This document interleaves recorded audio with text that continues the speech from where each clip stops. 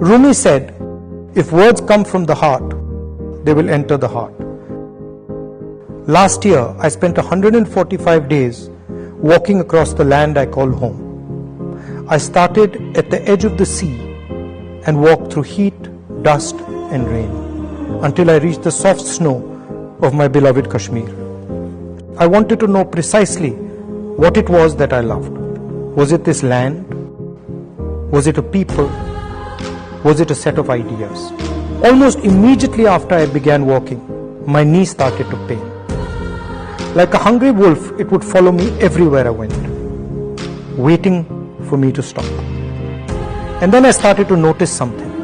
Every time I would think about stopping, every time I considered giving up, someone would come and gift me the energy to continue. Once it was a lovely little girl with a beautiful letter. Another time an old lady. Then a man who suddenly ran up to me and hugged me.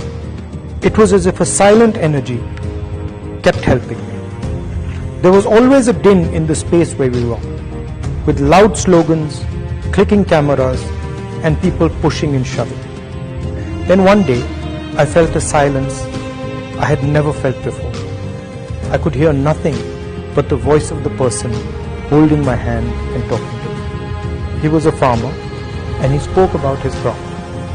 He was crying as he showed me the strands of rotten cotton. There was nothing I could say, so I stopped walking and hugged him. It happened with children, with mothers, with students. It happened with shopkeepers, carpenters, and laborers. It happened with soldiers. Now, I would almost never hear myself or the crowd. My attention would not move from the person who spoke into my ear. The object of my love had suddenly revealed herself.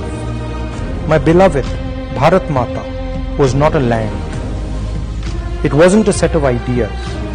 It wasn't a particular culture, history, or religion. It was the voice of every single Indian, no matter how weak or strong.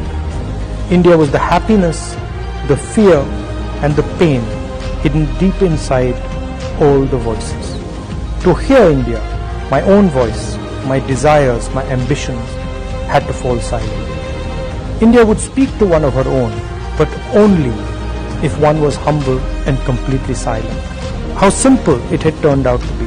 I had been looking in the river for that which could only be found in the sea.